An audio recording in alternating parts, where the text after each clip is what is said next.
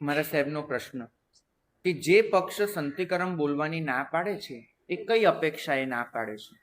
કારણ કે એ પક્ષ શાંતિ તો બોલે જ છે, જે પાછળથી ઉમેરાય છે એ પણ પ્રતિક્રમણનું અંગ નથી. તો થયું તો એવું કે સંતિકરમ એક સ્તોત્ર છે. લોકોના મનમાં શું થયું કે સંતિકરમ 15 દિવસે એક જ વાર બોલાય, જ્યારે શાંતિ રોજે બોલાય, પછી નાની હોય કે મોટી. એટલે મનમાં એવું વસી ગયું કે શાંતિ પ્રતિક્રમણનો ભાગ છે, એ મંગલ સ્વરૂપે અલગ ન રહી, અને સંતિકરમ છે એ પ્રતિક્રમણનો ભાગ નથી, એડિશનલ વસ્તુ છે. આવું લોકોના મગજમાં આવ્યું. હવે આ જે એમના મગજમાં આવ્યું એને લીધે થયું શું કે 1930 આસપાસ, વિક્રમ સંવત 1930 આસપાસ કોઈ ભગવાન એમને સંતિકરમ બોલવાનું બંધ કર્યું. એમને એમ થયું કે મારે એડિશનલ વસ્તુ કરવી નથી. જેમ ચોથી થોય એ કોઈ કારણસર ઉમેરાઈ હતી, ક્યારેક મન થયું અને બંધ કરી દેવામાં આવી કોઈક પક્ષ દ્વારા, એવી રીતે સંતિકરમ પણ બંધ કરવામાં આવ્યું. તો પણ એ પક્ષ બહુ નાનો હતો હંમેશાથી.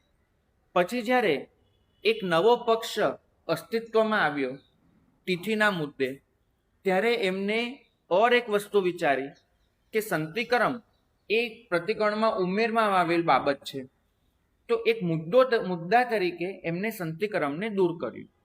આજે પણ એક વસ્તુ બહુ સ્પષ્ટ છે, સંતિકરમ કલ્પ લખેલો મળે છે, સ્વયં મુનિસુંદર સુરી મહારાજે એ લખેલો છે, અને એમાં એ વાત સ્પષ્ટપણે જોવા મળે છે કે જેમને પણ સૂક્ષ્મનું વરદાન મેળવવું છે અને સકલ સંઘની સુરક્ષા કરવી છે, એમને સંતિકરમનો પાઠ કરવાનો છે.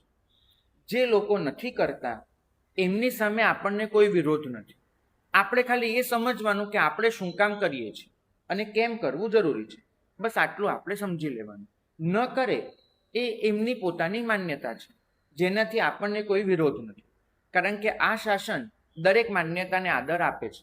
માત્ર એટલું કે જે સંતિકરમ નથી બોલતા એમને, જે સંતિકરમ બોલે છે એમને ખોટા ન કહેવાય, અને સામે જે બોલે છે એમને નહીં બોલતાને ખોટા ન કહેવાય.